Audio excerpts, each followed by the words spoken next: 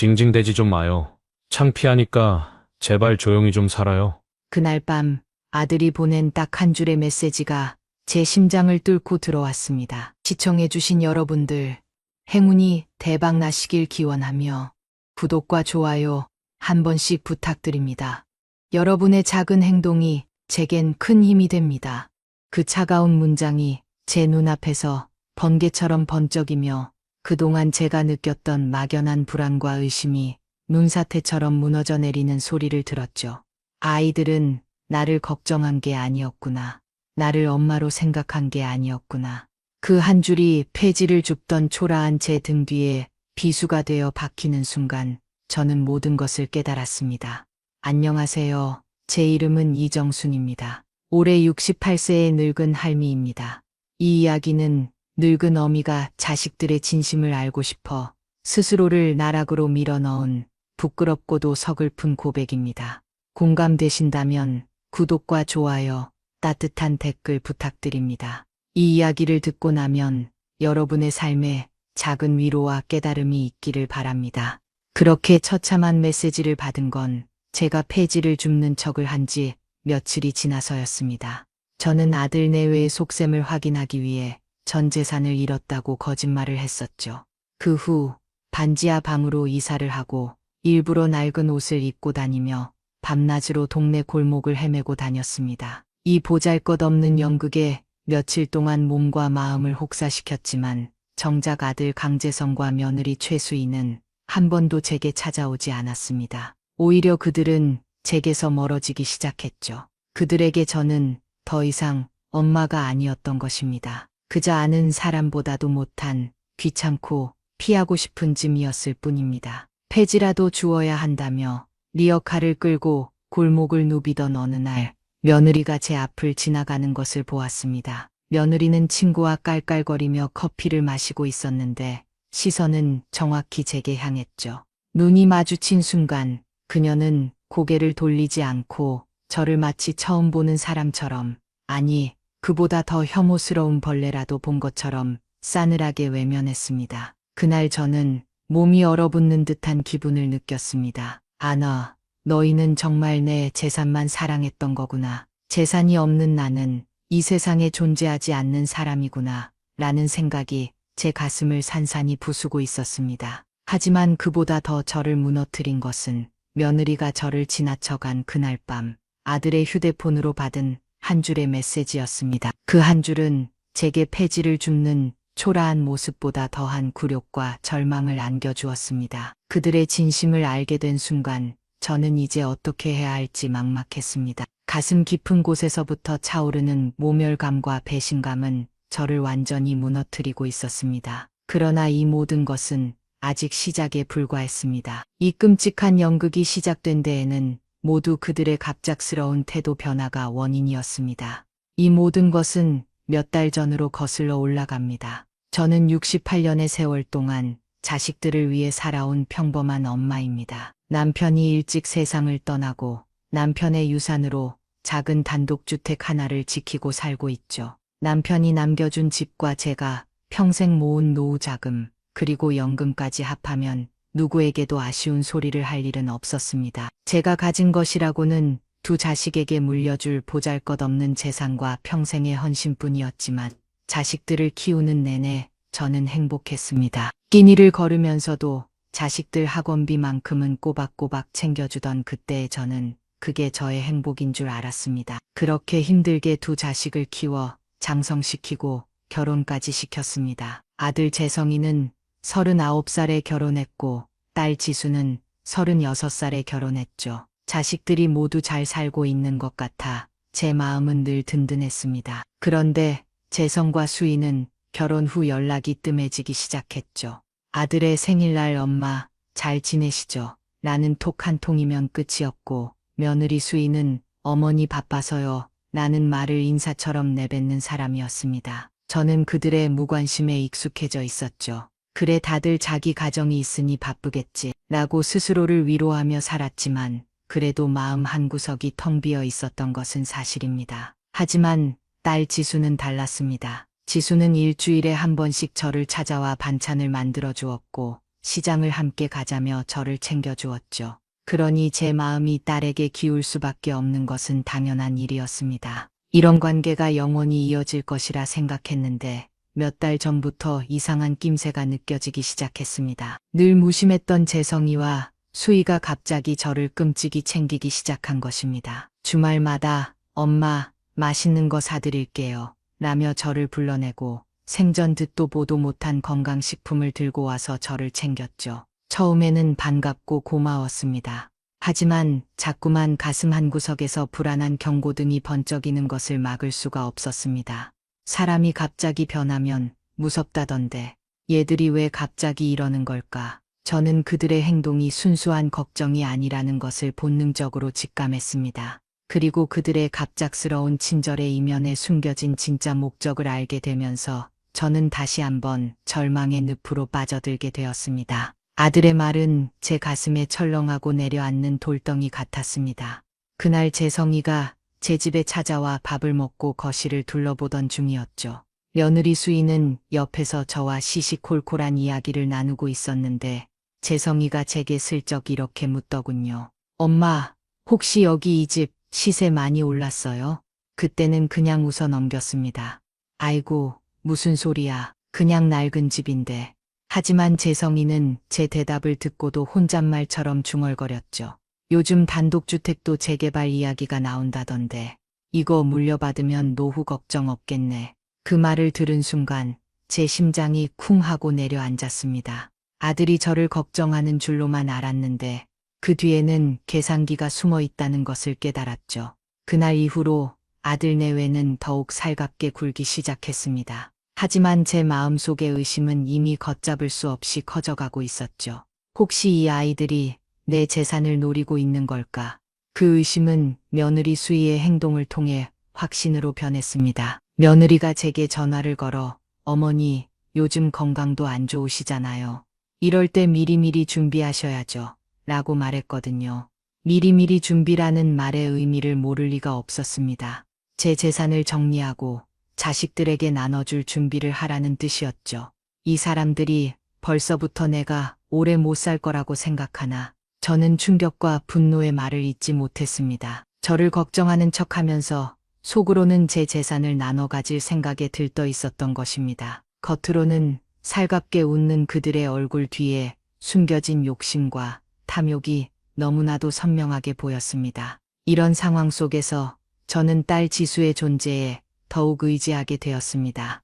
아들 내외가 재산을 계산하는 동안 지수는 그저 저의 곁을 묵묵히 지켜주었죠. 지수는 단 한 번도 제 집이나 통장에 대해 물어본 적이 없었습니다. 오히려 제 건강을 걱정하고 함께 시간을 보내는 것에 행복해했죠.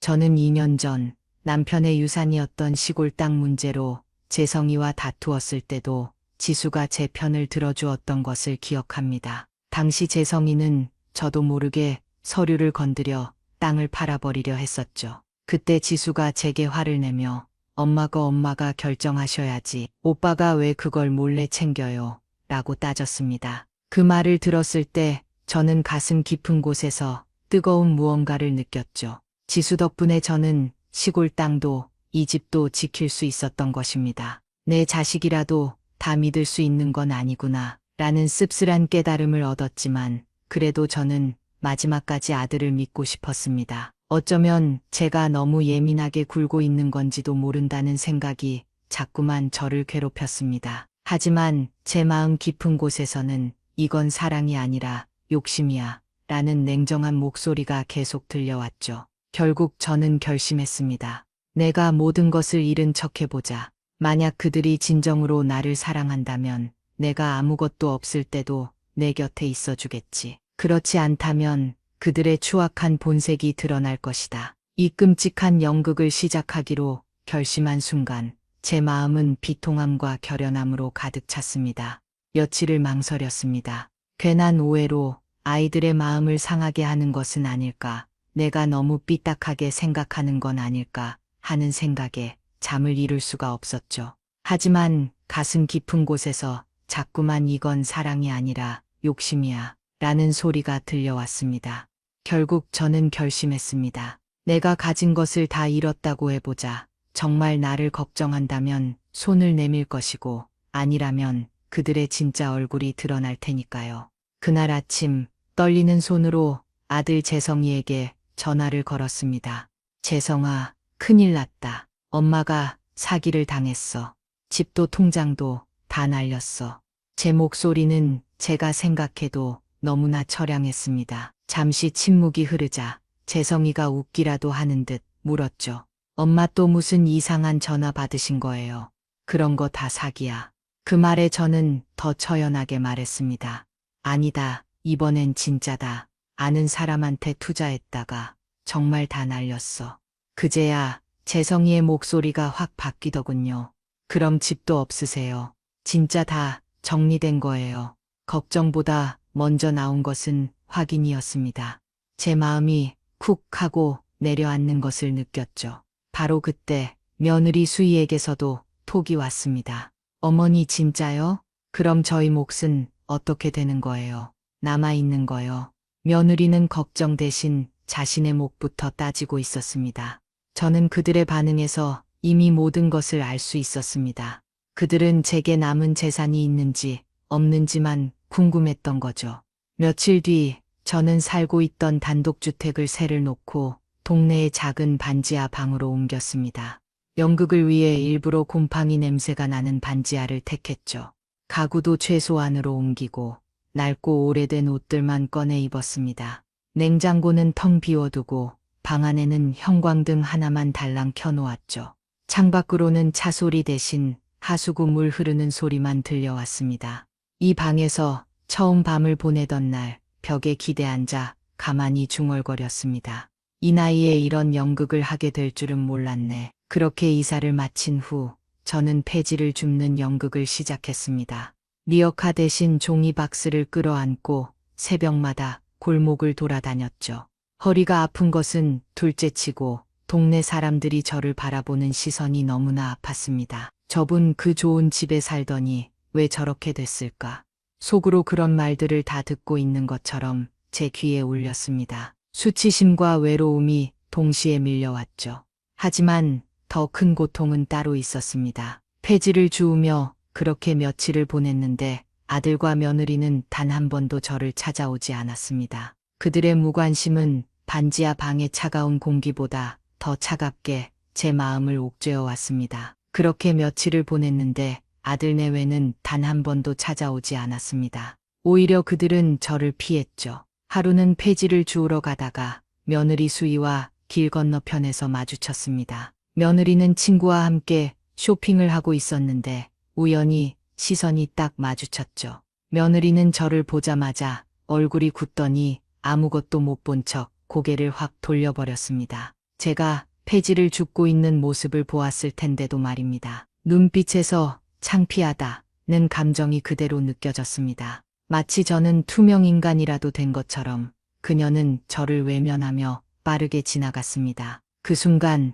제 심장은 그대로 멈춰버리는 줄 알았습니다. 아, 이제 나는 자식에게 부끄러운 존재가 되었구나.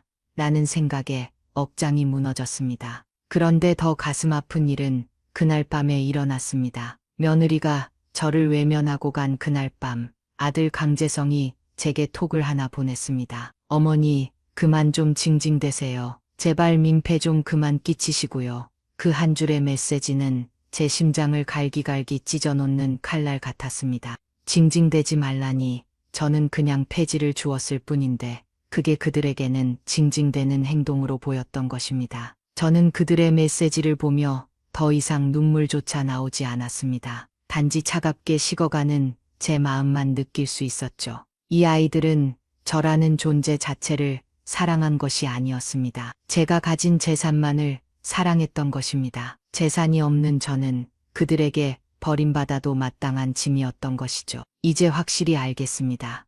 더 이상은 속을 일도 기대할 일도 없겠구나. 그저 차갑게 식어가는 마음만 텅 빈 공간을 채우고 있었습니다.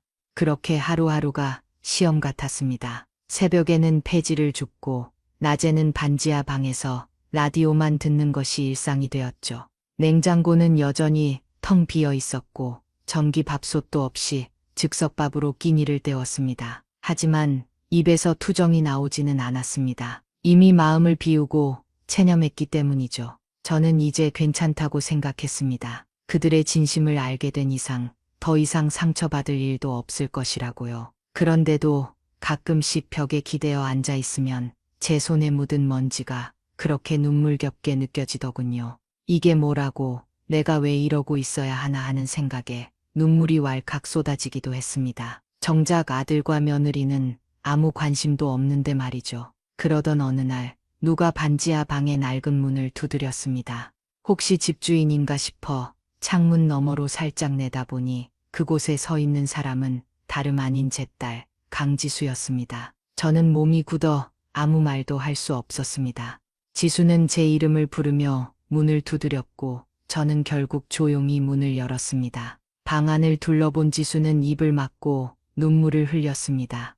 엄마, 이게 뭐예요? 왜 이런 데서, 왜 아무 말도 안 했어요? 지수의 눈물 섞인 목소리에 저도 모르게 눈시울이 뜨거워졌습니다. 애써 웃으며 괜찮은 척 말하려 했지만 목이 메어 아무 소리도 나오지 않았습니다. 지수는 그런 저의 손을 꼭 잡고 말했습니다.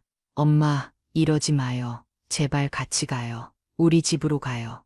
그 말이 얼마나 따뜻하게 느껴졌는지 저는 그날 처음으로 진심으로 눈물을 흘렸습니다. 지수의 집 작은 방에 조용히 누웠습니다. 하수구 물소리도 곰팡이 냄새도 없는 깨끗하고 따뜻한 방이었죠. 창문으로 살랑살랑 바람이 들어오는 것을 느끼며 저는 비로소 숨을 쉴 수 있었습니다. 진심으로 나를 걱정해주는 사람이 있다는 게 얼마나 귀한 일인지 저는 한 달 넘게 지수의 집에서 머물렀습니다. 지수는 제 눈치를 보지 않았고 사위는 말없이 제 짐을 정리해 주었죠. 손주는 늘 밝게 웃으며 제게 안겼습니다. 이런 것이 진짜 가족이구나.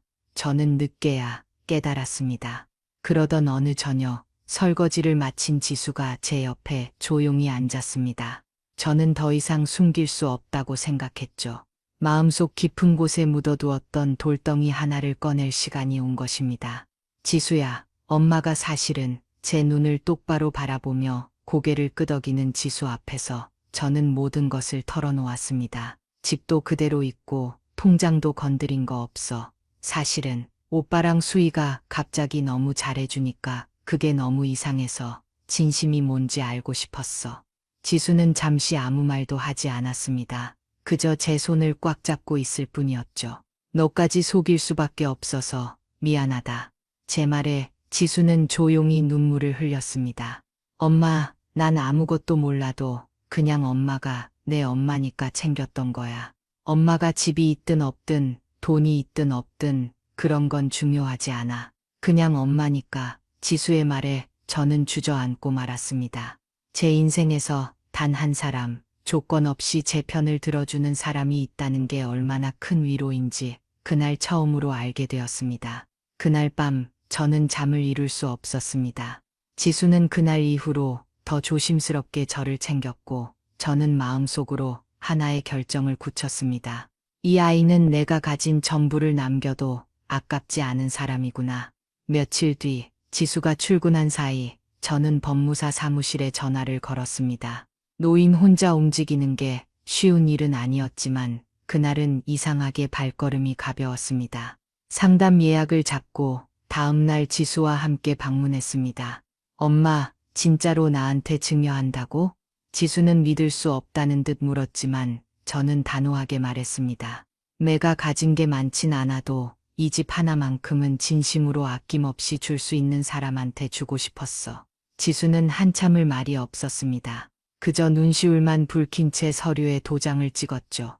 등기 이전 접수는 법무사 손에 들어갔고 며칠 뒤 등기부등본에는 딸 강지수의 이름이 새겨졌습니다. 저는 조용히 모든 것이 마무리되었다고 생각했습니다. 하지만 제 예상과는 달리 이야기는 여기서 끝나지 않았습니다. 모든 것이 조용히 마무리되었다고 생각한 어느 날 지수에게 제 여동생, 그러니까 지수에게는 고모가 되는 사람에게서 전화가 왔습니다. 지수야, 너희 엄마가 너한테 집 물려줬다며. 아들이 아니라 딸한테 다 넘겼다는 소문이 동네에 쫙 퍼졌어. 지수는 당황한 듯 저를 쳐다보았지만 저는 아무 말 없이 고개를 끄덕였습니다. 이제 뭐라고 해도 괜찮아. 내 마음이 더는 흔들리지 않으니까. 저는 그들의 반응을 기다리고 있었습니다. 지수와 평온한 일상을 보내던 어느 날, 초인종이 미친 듯이 울렸습니다. 지수가 문을 열기도 전에 거실까지 고함이 들려왔죠. 여기 계셨네. 어머니, 재산을 통째로 넘겼다더니 진짜였네요. 며느리 수희였습니다. 얼굴이 붉게 달아오르고 눈이 완전히 뒤집힌 사람처럼 날뛰었죠. 아들 강재성도 신발도 벗지 않고 소리쳤습니다. 왜 지수한테만 다 줬어요? 내가 아들이잖아요. 그럼 나한테도 절반은 줬어야지. 그들의 목소리에는 분노와 함께 재산을 빼앗겼다는 억울함이 가득했습니다. 지수가 나서려 하자 며느리 수희는 비웃으며 손사래를 쳤습니다. 됐어요. 애교 몇 번 떨면 집 한 채 뚝딱 물려주시는 어머님이잖아요. 말 조심해. 지수가 이를 악물고 말하자 수희는 더 크게 웃었습니다. 내가 틀린 말 했어요. 폐지나 줍는다더니 다 연기였잖아요. 세상에 이런 연극이 어디 있어요. 감쪽같이 속았네. 역시 연세가 드셔도 머리는 잘 돌아가시네. 저는 조용히 입술을 다물고 있다가 천천히 입을 열었습니다. 너희들 여기가 어디라고 소리를 질러. 앉고 싶으면 신발부터 벗어. 재성이는 신경질적으로 신발을 벗으며 저를 향해 다가왔습니다. 그럼 설명이라도 해봐요. 왜 그렇게까지 하셨어요? 왜 사기당해서 전 재산 날렸다고 거짓말하시고 폐지 줍는 연기를 하신 거예요? 그건 부모가 자식을 시험한 거잖아요. 정상이 아니라고요. 저는 재성이의 얼굴을 똑바로 바라봤습니다. 시험, 그래 너희들은 그렇게 생각할 수도 있겠지. 하지만 기억하니? 폐지를 줍고 있을 때 네가 뭐라고 했는지. 징징대지 말라며 며느리 수희가 쏘아 붙였습니다. 아니 그렇다고 그렇게까지 속여놓고 딸한테 몰래 증여한 건 진짜 너무하신 거 아니에요?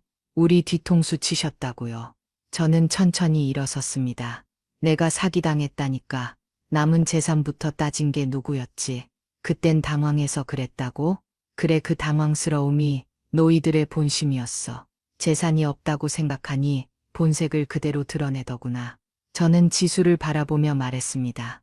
내 동생은 내가 아무것도 없는 사람일 때에도 옆에 있어줬어. 한 번도 조건 달지 않고 노이처럼 말 돌리지도 않았고 계산하지도 않았어. 며느리 수희는 이죽거리며 말했습니다. 그래서 그 보상으로 집 한 채? 와, 진짜 웃기네요. 정 떨어지게. 저는 단호하게 말했습니다. 그래 떨어져라. 나는 폐지를 주어도 노이 집 앞엔 안 간다. 사람이 뭘 갖고 있을 때보다 없을 때 더 선명해지는 게 있어. 그게 바로 인연이야. 이제는 나한테 남은 시간에 노이 낄 자리는 없어. 재성이는 고개를 숙이며 말을 더듬었습니다. 엄마, 그냥 조금만 더 생각을.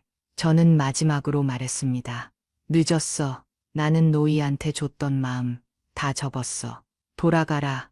지수는 굳은 얼굴로 현관문을 활짝 열었습니다. 나가세요. 더 이상 듣고 싶지 않아요. 그들은 끝까지 변명조차 하지 못한 채 조용히 나갔습니다. 문이 닫히자 집안은 다시 평온한 정적이 찾아왔습니다. 지수는 제 손을 꼭 잡았고 저는 고개를 끄덕이며 웃었습니다. 괜찮다. 이제 진짜 끝났구나 싶어서 마음이 편하다. 그날 밤 저는 자수천 위에 조용히 바늘을 옮겼습니다. 사람은 늙어도 배울 수 있다는 것을 깨달았죠. 마음을 지키는 법을요.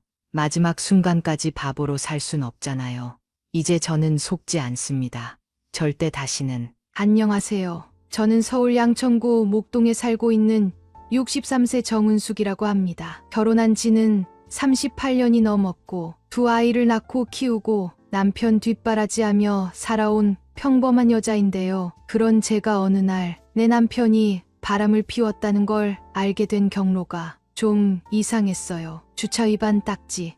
네, 단속 딱지 하나로 시작된 이야기입니다. 그게 처음 온 건 2023년 4월쯤이었어요. 우편함에 노란 종이가 하나 꽂혀 있었고 별 생각 없이 뜯었더니 주정차 위반 고지서라는 문구가 보였어요. 기원이가 또 주차를 아무 데나 했구나. 사실 그런 일 자주 있었거든요. 운전 습관이 무르익은 사람도 아니고 대충 대고 금방 나올 거야 하고선 밥 먹다 걸리고 커피 마시다 걸리고 이젠 그러려니 하고 말았죠. 하지만 이상했던 건 그 딱지에 찍힌 주소였습니다. 서울 금천구 독산동. 우리 동네랑은 완전히 다른 곳. 우리 집은 양천구인데 거긴 지하철도 한 번 갈아타야 하는 곳이었어요. 저긴 왜 가지? 남편 김기원은 올해 66. 작년에 은퇴하고부터는 집에서 종일 뒹굴거나 가끔 친구들 만나러 나가거나 아니면 취미 삼아 산책이나 간다고 했어요. 그래서 전 그가 집 밖에서 뭘 하고 다니는지는 솔직히 별로 신경 쓰지 않았어요. 하지만 딱지 주소를 확인한 뒤부터는 자꾸 찝찝한 생각이 머리를 맴돌았죠. 한 번은 물어봤어요. 여보, 지난달에 금천구에서 주차 위반 딱지 또 날아왔던데 거기 왜 가는 거야? 친척이라도 있어? 남편은 잠깐 당황하더니 웃으며 말하더군요. 아, 거기 친구 중 하나가 골프 좋아하는 친구가 있는데 동호회 모임장이 독산 쪽에서 모이자고 해서 한두 번 갔어. 그거 때문일 거야. 말은 그럴싸했는데 눈을 마주치지 않았어요. 마치 미리 준비한 대답 같았달까요? 그러고는 며칠이 지나고 또 딱지가 날아왔습니다. 이번엔 그 전보다 더 짜증이 밀려왔어요. 도대체 거기서 뭘 하는 건데? 이렇게 자주 가는 거야? 목소리를 높였더니 기원이는 짜증 섞인 말투로 이렇게 말했어요. 아유, 됐어. 그까짓 거 한두 번도 아니고 내가 딱지 낼 돈도 없냐? 그 말에 나는 더 이상 아무 말도 못했어요. 돈의 문제가 아니잖아요. 왜 거기냐가 문제였는데 그 사람은 애써 본질을 피하려고만 했어요. 그러던 어느 날이었습니다. 남편이 잠시 나간 틈에 거실 탁자에 두고 간 핸드폰이 울리더군요. 무심코 화면을 봤는데 카카오톡 알림이 떴습니다. 조심히 오세요. 오늘도 문 앞에 신발 놓아둘게요. 처음엔 누가 잘못 보낸 건 줄 알았어요. 하지만 오늘도라는 표현이 나를 얼어붙게 만들었어요. 오늘도라는 건 이미 어제가 있고 그저께도 있었단 말이잖아요. 나는 손이 벌벌 떨렸습니다. 눈앞이 하얘졌고 그 자리에서 몇 분간 움직일 수 없었어요. 그날 밤 남편은 아무렇지 않게 들어왔어요. 나는 아무 말도 하지 않았고 그 사람도 별 의심 없이 씻고 잠자리에 들더군요. 하지만 나는 그날 밤 한숨도 못 잤습니다. 핸드폰 속 그 메시지가 계속 머릿속을 맴돌았고 나는 스스로에게 내가 오해하는 거야. 내가 예민한 거야. 몇 번이고 그렇게 말하며 위로했죠. 결국 나는 주차 위반 딱지에 적힌 주소로 직접 가보기로 결심했습니다. 한참을 지하철 타고 골목을 따라 걷고 어색한 동네를 낯선 마음으로 살피며 그 주소에 도착했을 때 나는 그 차를 봤습니다. 내가 매일 아침 닦아주던 그 사람의 차. 기원이의 은색 SUV, 번호판까지 분명했어요. 그때였어요. 아파트 단지 입구로 두 사람이 걸어 나왔습니다. 기원, 그리고 젊은 여자. 그 여자는 남편보다 30살은 어려 보였고 긴 생머리에 베이지색 니트 원피스를 입고 그 사람 팔에 가볍게 손을 얹고 있었어요. 두 사람은 말없이 익숙한 듯 걸었습니다. 기원이는 그런 여자를 바라보며 웃었고 그 모습은 내가 아는 그 사람이 아니었어요. 나는 그 골목 어귀에 서서 20분 넘게 아무 말도 아무 움직임도 하지 못했어요. 다리가 떨렸고 심장이 두근거리는 게 아니라 아예 굳어버리는 느낌이었죠. 이게 뭐지? 내가 지금 뭘 본 거지? 이 사람은 누구야? 집에 돌아온 나는 밤새 앉아 있었습니다. 기원이 들어왔고 평소처럼 샤워하고 평소처럼 물 마시고 평소처럼 잘 자라고 말했습니다. 그런데 저는 그날 처음으로 그 사람의 목소리에 아무 감정이 느껴지지 않았어요. 그 사람의 모든 일상이 모두 연극이었고 나는 그 연극을 수십 년간 관객처럼 바라보고 있었던 겁니다. 하지만 이제는 관객이 아닌 배우로서 그 무대에 올라야겠다고 결심했습니다. 이 모든 진실을 끝까지 밝혀내기로요. 사람들은 가끔 그래요. 결혼 잘하셨네요. 자녀도 잘 크고 남편도 점잖고. 그 말 들을 때마다 나는 애써 웃었습니다. 왜냐면 그 말 속엔 내가 겪어온 시간들이, 내가 눌러온 감정들이 단 한 줄로 다 지워지는 기분이 들었거든요. 저와 김기원은 1985년 봄에 처음 만났습니다. 그 사람은 당시 서울의 중견 전자회사에 입사한 지 5년 된 30대 초반 대리였고, 저는 동네 친구 소개로 그와 맞선을 보게 됐죠. 솔직히 처음엔 무던하고 딱딱한 사람이었어요. 말도 별로 없고 눈빛도 딱딱하고. 하지만 그 사람이 유일하게 부드러워지는 순간이 있었죠. 회사 이야기를 할 때 그는 눈빛이 달라졌어요. 이번에 부서 이동이 있는데 내가 팀 리더 맡을 것 같아. 책임감도 따르고 좀 두렵기도 한데 해봐야지.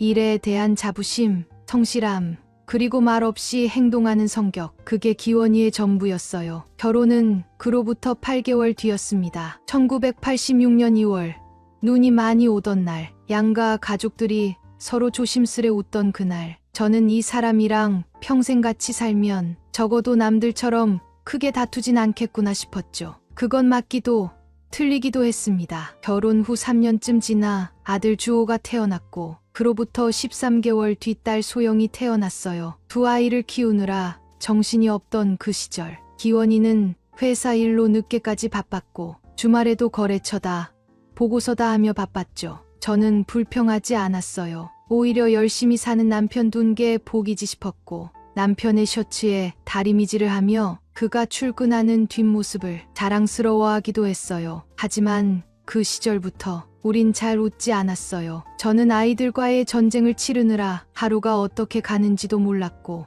기원이는 점점 말이 없어졌어요. 대화가 없다는 게 처음엔 편했죠. 싸울 일도 없고 서로 간섭도 없고. 근데 그게 오래되면요, 그게 서로를 지우는 일이 되더라고요. 기원이는 자기 감정을 드러내는 사람은 아니었어요. 기쁘다는 말도 슬프다는 말도 표정으로는 알 수 없던 사람. 그 사람이 화내는 모습을 30년 넘게 살아오면서 정확히 3번밖에 못 봤어요. 그만큼 무던한 사람이었고, 그만큼 속에 뭘 품고 있는지도 몰랐던 사람이었죠. 기원이가 임원으로 승진했을 때 우리 가족은 처음으로 해외여행도 다녀왔어요. 주호는 고등학교 2학년, 소영이는 1학년이었는데 그때 사진을 보면 지금도 마음이 이상해요. 아이들이 아빠 하며 기뻐하고, 기원이는 카메라 렌즈를 피하듯 고개를 돌리고 있고, 나는 아이들 틈에 서서 웃고 있는데 지금 보면 그 웃음이 어쩐지 조금 텅 비어 보입니다. 시간은 흘러 아이들은 대학에 가고 결혼하고 각자의 삶을 살기 시작했어요. 남편은 정년을 조금 남겨두고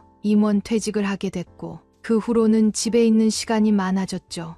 전에는 기원이 퇴직하면 여행도 다니고 카페도 다니고 영화도 보자. 그렇게 말했지만 정작 은퇴한 남편은 늘 피곤하다, 허리가 아프다, 골프 친구 만난다, 이런 핑계로 저와 마주 앉는 걸 피했어요. 그 무렵부터 제가 말하면 대꾸가 없고 같이 밥을 먹어도 핸드폰만 들여다보는 날이 늘었어요. 당신은 왜 이렇게 말이 없어졌어? 아, 그냥 피곤해서 그래. 그래도 내 말은 들어줘야지.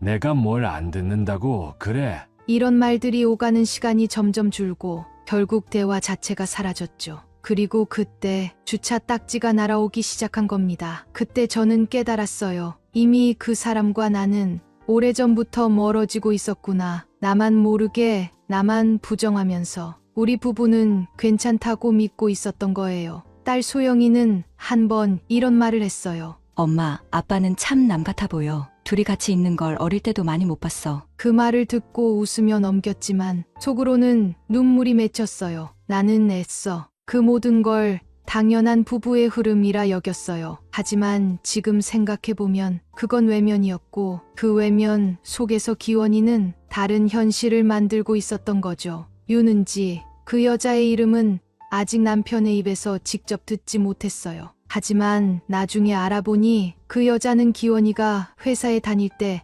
마지막으로 들어온 신입 격리 직원이었고, 당시 26이었다고 하더군요. 남편이 은퇴한 지 3년, 그리고 딱지가 처음 날아온 지 1년. 그럼 그들은 대체 얼마나 오래된 관계였던 걸까요? 지금에야 모든 게 의심스럽고 모든 순간이 재구성되지만 그땐 정말 몰랐어요. 그 사람이 그렇게 철저하게 이중적인 사람이었는지, 그리고 내가 그렇게 바보 같은 사람이었는지도. 금천구, 남편이 딱지를 맞은 그 동네를 나는 지도를 펴놓고 한참 들여다봤습니다. 지도에 표시된 아파트 단지 이름, 딱지에 찍힌 날짜와 시간, 남편이 외출한다고 말한 그 시각들 모두 들어맞았어요. 남편은 분명 매주 화요일과 금요일 오전에 외출했고 딱지 또한 그 요일, 그 시간에 집중돼 있었어요. 처음엔 단순한 주차 위반이라 생각했죠. 그런데 점점 그 딱지가 증거처럼 보이기 시작하더라고요. 이건 사고가 아니라 패턴이다. 내가 놓쳤던 수많은 장면이 그 순간 머릿속에서 퍼즐처럼 맞춰졌어요. 남편이 퇴직하고부터 골프 모임 간다던 화요일, 회사 친구들 본다던 금요일, 그 모든 날들이 바로 딱지 찍힌 날이었습니다. 그 다음은 주소지를 직접 확인하는 일이었어요. 딱지에 있는 도로명 주소를 검색해 그 근처 카페 하나를 골랐고 가방에 작은 수첩과 펜, 카메라를 넣고 그곳으로 향했죠. 목적은 하나였습니다. 확실한 증거를 확보한다는 것. 이제는 추측이 아니라 보았다는 말이 필요했거든요. 아니, 내가 나 자신에게 보여줘야만 했어요. 카페에서 2시간 넘게 앉아 있었어요. 노트북 하는 사람들 사이에 섞여서 블라인드 너머로 골목을 지켜봤죠. 그리고 정확히 11시 42분 내가 매일 봐온 그 차, 은색 SUV가 골목 어귀로 천천히 들어왔습니다. 그리고 몇 분 후 기원이 차에서 내렸어요. 그 뒤로 차 문이 다시 열리고 누군가 내렸어요. 젊은 여자, 지난번 봤던 그 여자. 이번엔 좀 더 가까이 다가가 멀리서 사진을 찍었어요. 화질이 좋진 않았지만 확실히 두 사람의 모습이 담긴 사진. 남편이 그 여자의 등을 밀어주며 아파트 입구로 들어가는 장면. 나는 그걸 카메라에 담으면서도 온몸이 얼어붙었어요. 그날 밤 집에 돌아온 나는 저녁을 차리지 않았습니다. 기원이가 들어오자 그는 어리둥절한 표정을 지었죠. 오늘 밥 안 해? 당신 오늘 어디 다녀왔어? 왜 또 그래? 친구들 만났지? 친구, 금천구에서. 그 순간 기원의 눈빛이 흔들렸습니다. 뭘 그렇게 캐묻고 그래? 요즘은 CCTV도 많고 괜히 단속 잘 걸려. 난 딱지 얘기 안 했는데. 정적이 흘렀습니다. 기원은 입을 꾹 다물었고 나는 테이블 위에 딱지 4장을 하나씩 펼쳐놓았습니다. 설명 좀 해봐. 같은 동네, 같은 시간, 매주 2번씩. 거기서 뭘 했는데? 그만해. 은수가 말이 안 되는 쪽으로 가지 마. 말이 안 되는 쪽으로 간 건 당신이야. 그때 기원은 소리쳤어요. 결혼 38년 만에 처음 듣는 남편의 고함. 그래서 어쩌라고? 다 아는 척 추리하고 나 몰래 따라다니고 그게 지금 할 짓이야? 그럼 거짓말은 할 짓이야? 싸움이 끝난 후 기원은 방문을 쾅 닫고 들어갔고 나는 거실 한복판에 딱지 4장을 쥔 채로 멍하니 앉아 있었습니다. 그날 딸 소영에게 처음 말을 꺼냈어요. 소영아, 아빠가 뭔가 이상한 것 같아. 왜요? 또 딱지예요? 이번엔 그냥 실수가 아닌 것 같아. 어떤 여자랑 같이 있는 걸 봤어. 소영은 처음엔 믿지 않았어요. 하지만 내가 찍은 사진을 보여주자 그 애의 얼굴에서 웃음이 사라졌습니다. 설마 엄마, 진짜예요? 엄마가 이런 거 상상해서 말하겠니? 며칠 후 기원은 또 외출했어요. 나는 따라가지 않았습니다. 이제는 내가 따라가든 말든 그 사람은 전혀 눈치를 보지 않더군요. 그리고 그날 저녁 기원은 평소보다 늦게 들어왔습니다. 나는 다시 물었습니다. 오늘은 어딜 갔다 왔어? 그 사람은 말없이 고개를 저었고 나는 조용히 말했어요. 이젠 거짓말 그만해. 당신 혼자 사는 거 아니잖아. 거기 집 있지? 그 여자랑 같이. 기원은 조용히 한숨을 쉬었고 입을 열었습니다. 당신이 생각하는 것처럼 단순한 문제는 아니야. 그 말 한마디가 내게 전부를 말해줬습니다. 아, 정말로 있었구나. 그리고 그 사람은 지금 그걸 합리화하려고 하는구나. 사람이요. 상처를 받을 준비가 되어 있는 건 아니에요. 나는 나대로 상상했고 의심했고 이쯤이면 확실하다고 느꼈지만 정말로 그 여자를 마주쳤을 때 나는 그게 또 그렇게 무너지는 일이더라고요. 딱지가 말해준 그 장소, 그 차, 그 남자, 그 여자, 이제 전부 눈으로 확인했지만 그날 이후로 나는 한 걸음도 못 나갔어요. 대신 딸 소영이 움직였어요. 엄마, 아빠 폰에 위치 추적 어플 깔려 있는 거 혹시 아세요? 뭐? 무슨 어플? 예전에 가족 안심 위치 공유 앱 간 적 있잖아요. 그거 아직도 켜져 있더라고요. 나는 순간 숨이 멎는 것 같았어요. 딸은 조용히 말했어요. 내가 확인해 봤는데 매주 정해진 시간에 똑같은 위치, 그리고 거기 아빠가 오후 3시부터 6시까지 3시간씩 체류해요. 그제야 나는 확신했습니다. 이건 그냥 외도도 아니고 그냥 외출도 아니고 이건 이중생활이었어요. 딸은 내 눈치를 살피며 말했어요. 엄마, 그 여자가 누군지 제가 한번 알아볼게요. 엄마가 더 다치기 전에. 며칠 후 딸은 조용히 나를 방으로 불렀어요. 엄마, 이름이 윤은지래요. 출생연도는 1989년. 아빠가 다녔던 회사의 격리팀 직원이었대요. 격리팀.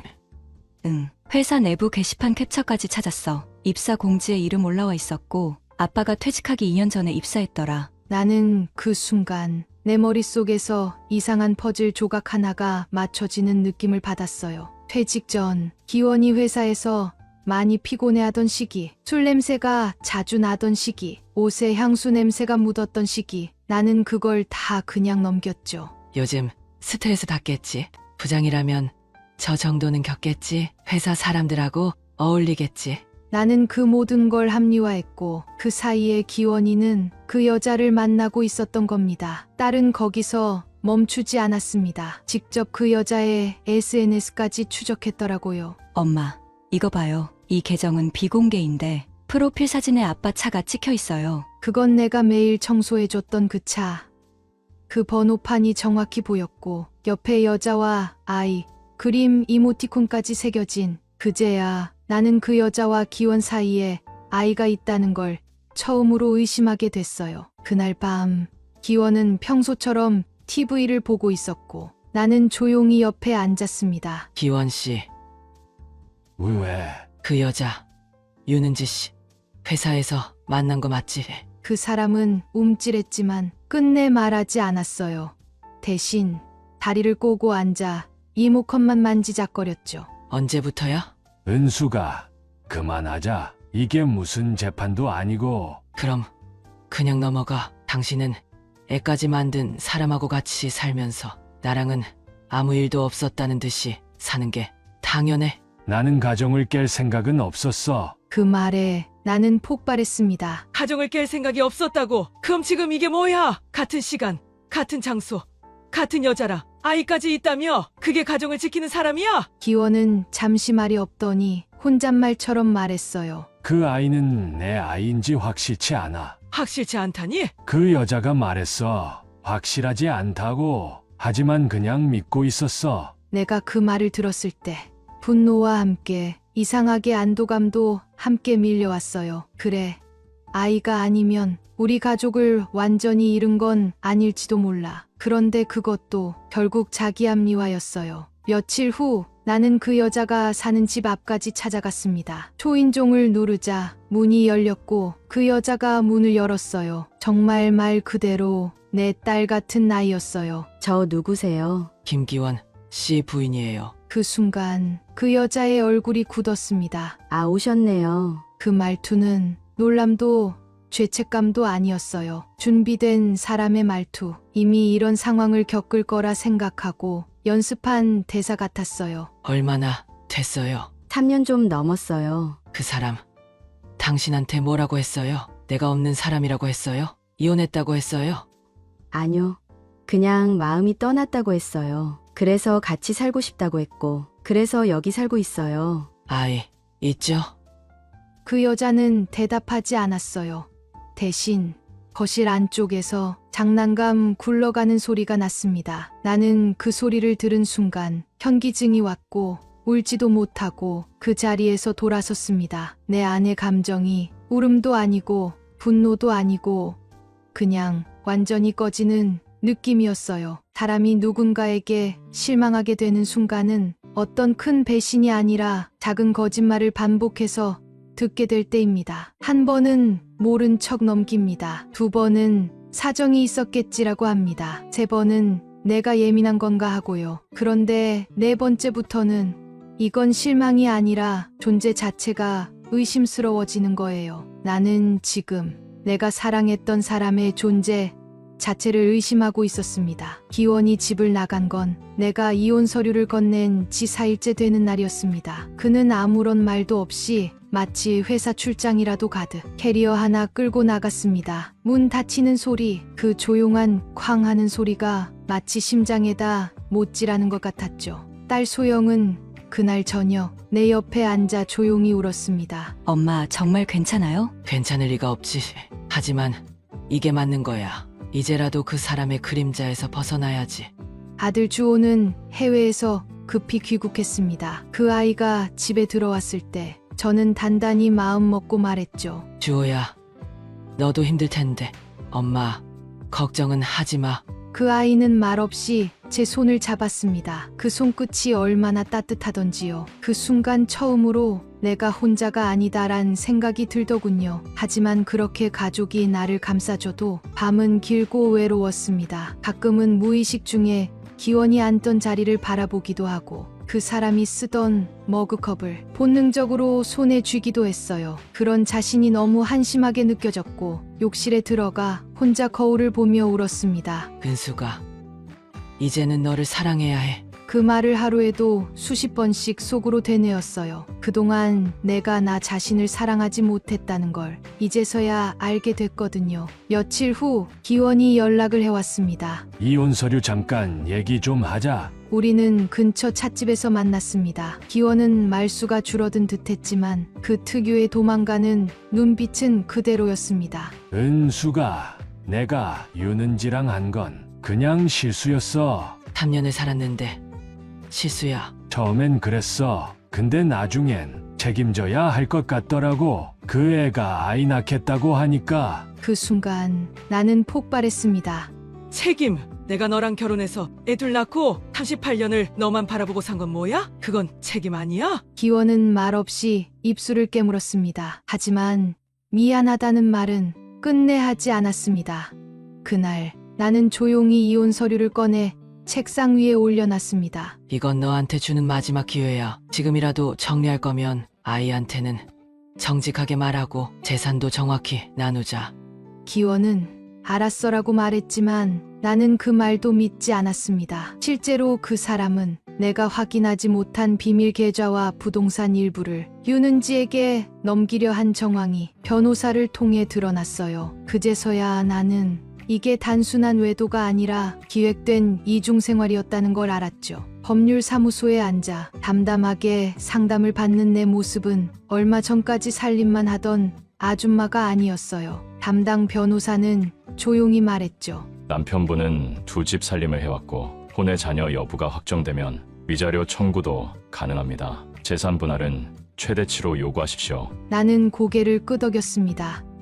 예, 이제라도 내 인생을 되찾아야 하니까요. 며칠 후 유는지 쪽 변호사에게서 연락이 왔습니다. 그들이 먼저 화해 조정을 신청했다는 소식이었어요. 그때 느꼈습니다. 아, 이 사람들 자신들이 질 걸 알기 시작했구나. 그날 밤 기원에게 마지막 메시지를 보냈습니다. 기원 씨, 난 이제 당신에게 미련 없어. 아이들도 다 알고 있고 법적으로도 준비 다 했어.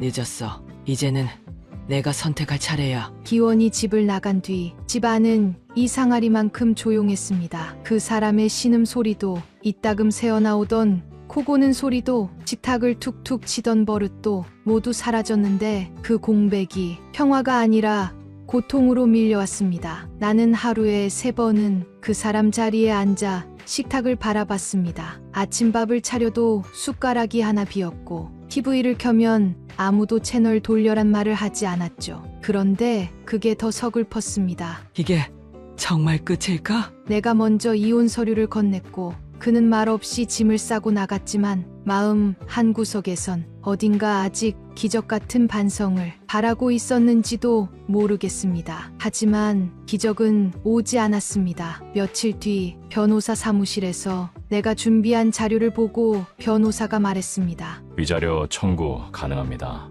이중생활의 증거가 충분하고 경제적 공동체 유지 여부도 입증되니까요. 나는 그 말에 조용히 고개를 끄덕였습니다. 그러면서도 속으론 끝까지 여기까지 와야 했나 싶었죠. 이혼 통보서를 정식으로 접수한 건 그로부터 사흘 뒤였습니다. 기원에게 문자가 왔습니다. 확인했어. 내 뜻 존중할게. 그 짧은 말, 그 마지막에 존중이란 단어가 도리어 나를 비참하게 만들었습니다. 며칠 후 기원이 딸 소영에게 연락을 했습니다. 소영은 말없이 통화 녹음을 틀어주었습니다. 소영아, 엄마 혼자서는 무너질까봐 걱정돼서 그래.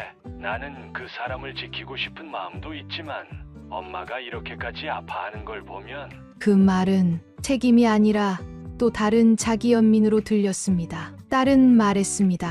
엄마, 아빠는 지금도 자기가 피해자라고 생각해요. 그러게. 그리고 그 여자한테도 확신 못 하잖아요. 그런 사람 절대 안 바뀌어요. 지금은 잠깐 반성하는 척 할 수 있지만 그 본질은 안 변해요. 그날 밤 내연녀 윤은지에게서 연락이 왔습니다. 정은숙 씨, 혹시 우리 그냥 깔끔하게 합의로 갈 수는 없을까요? 합의요? 서로 다치지 않게. 그리고 아이 때문에라도요. 그 말이 목구멍에서 걸렸습니다. 그 아이가 기원 씨 아이 맞아요? 그녀는 대답하지 않았습니다. 대신 이런 말만 했습니다. 기원 씨가요. 자꾸 저한테도 확신이 없대요. 근데도 자꾸 여기 오거든요. 그냥 저희도 불안해요. 나는 처음으로 그 여자에게 조금은 동정이 들었습니다. 기원은 어느 누구에게도 완전히 책임을 지지 않는 사람이었습니다. 나에게도 그 여자에게도 심지어 자기 아이에게도. 그날 이후 나는 진짜로 혼자가 되었단 기분이 들었습니다. 더는 남편도 적도 아닌 허공 속 실루엣 하나와 싸우는 느낌이었어요. 그러다 문득 내가 평생 눌러왔던 그 작은 내 감정들이 하나씩 떠오르기 시작했습니다. 결혼 4년 차에 친정 어머니가 돌아가셨을 때 기원은 조의금만 보내고 장례식장에 오지 않았습니다. 회사 일 많다며 아이들이 수능을 볼 때 나는 떨리는 가슴으로 밤새 기도했는데 그 사람은 골프 치고 늦게 들어왔죠. 그땐 그래, 남자들이 원래 그렇지 하고 넘겼지만 지금 와서 보니 그 모든 순간이 무관심과 자기중심성의 연속이었단 걸 알게 됐습니다. 그 모든 게 쌓여 오늘의 결과가 됐고 결국 나는 남편 없는 집에서 혼자 밥을 먹고 혼자 잠드는 여자가 됐습니다. 하지만 이제는 혼자라는 것이 부끄럽지 않았습니다. 딸은 이런 말을 해주었습니다. 엄마, 혼자라는 건 약한 게 아니에요. 그건 이제라도 엄마가 엄마 인생을 되찾았다는 증거예요. 그래요. 나는 그날 내 인생을 처음으로 내 이름으로 살기로 결심했습니다. 그 결심이 곧 시작될 진짜 싸움의 시작이란 것도 모르고요. 이혼 소송이 본격적으로 시작되고 나서 나는 마치 매일이 전쟁터 같았습니다. 등기 우편, 변호사 사무실, 진술서, 사실확인서, 소명자료. 이제 나는 아내가 아니라 증거를 모으는 사람, 진실을 입증해야 하는 고발자가 되어 있었습니다. 기원은 처음엔 말없이 수긍하는 듯 보였지만 소송이 들어가자마자 태도가 바뀌었습니다. 그의 답변서엔 이렇게 적혀 있었습니다. 혼인 관계는 오래전부터 사실상 파탄 상태였으며 아내 측의 무관심과 냉대로 인해 감정적 유대가 단절되었다고 판단했습니다. 감정 단절, 무관심? 내가 그 사람을 38년을 살면서 단 한 번도 식사 한 끼 늦게 차려본 적 없었는데 더 황당한 건 윤은지 측에서 맞소송을 걸어왔다는 사실이었습니다. 내용은 이랬습니다. 김기원 씨는 사실혼 관계를 유지해왔고 정은숙 씨가 그 과정에서 반복적으로 협박과 감정적 위협을 가해 정신적 피해를 입었습니다. 나는 믿을 수가 없었습니다. 가해자가 피해자인 척하고 피해자는 증명해야 할 입장이 되는 세상. 이게 바로 현실이더군요. 담당 변호사는 침착하게 말했습니다. 괜찮습니다. 우리는 상대보다 더 많은 자료를 확보하고 있고 법은 감정이 아닌 증거로 움직입니다. 하지만 문제는 일부 핵심 증거가 법적 요건에 미달된다는 점이었습니다. 내가 찍은 사진들, 위치 기록 앱 캡처, 윤은지와의 전화 녹취 등 일부는 녹음 당사자 미고지, 타지는 정면이 아니어서 증거로 채택이 어렵다는 겁니다. 재판 초반, 법정은 내게 그렇게 유리한 분위기가 아니었습니다. 기원은 자신이 피해자임을 강조하며 내가 오랫동안 부부로서 기능하지 않았으며 다시는 진심으로 새 가정을 책임지려 했다고 진술했죠. 윤은지는 울먹이며 말했습니다. 저는 정말 사랑해서 함께했고 그가 말하길 정은숙 씨는 아내라는 이름일 뿐 함께 살지도 않고 서로 말도 섞지 않는 사이라고 했어요. 그들의 연극은 정말 교묘하고 정말 뻔뻔했습니다. 그 순간 법정이란 공간이 너무나 낯설고 무섭게 느껴졌습니다. 이렇게 그 사람들의 말이 이길 수 있을까? 그날 밤 나는 침대에 앉아 변호사에게 넘겼던 자료 폴더를 다시 열어봤습니다. 정리를 하며 떠오른 한 장면이 있었죠. 딸 소영과 함께 기원 핸드폰을 봤던 날, 그녀가 무심코 백업해뒀던 녹음 파일 하나. 나는 소영에게 조심스럽게 말했습니다. 혹시 그때 너 아빠 핸드폰에서 백업해뒀던 거 아직 있니? 소영은 잠시 고민하더니 말했어요. 엄마, 그거 쓰면 아빠는 완전히 끝장이야. 괜찮겠어? 나는 고개를 끄덕였습니다. 그 사람이 내 인생을 어떻게 했는데 이제는 끝을 내야 해. 며칠 뒤 열린 두 번째 재판에서 우리는 그 음성 파일을 증거로 제출했습니다. 그건 기원이 내연녀 윤은지에게 말하던 녹음이었습니다. 걘 그냥 이름만 안 했지. 지금 이 집도 지가 산 거야. 내가 한 달에 얼마씩 생활비 넣어주니까 그걸로 적당히 버티는 거지. 걘 아무것도 몰라. 심지어 너랑 내 사진도 못 찍었어. 내가 다 관리했거든. 그 음성은 이중생활을 사실상 자백한 증거였고 그가 사실혼을 주장했던 모든 논리가 탄산조각 났습니다. 재판부는 즉각적으로 반응했습니다. 판사는 윤은지 측에 강하게 말했죠. 이 사건은 사실혼이라기보다 기존 혼인관계에서 파생된 명백한 외도 관계로 보입니다. 정은숙 씨 측에 전적인 위자료 및 재산 분할권이 존재합니다. 그날 법정을 나서는 길, 기원은 나를 쳐다봤습니다.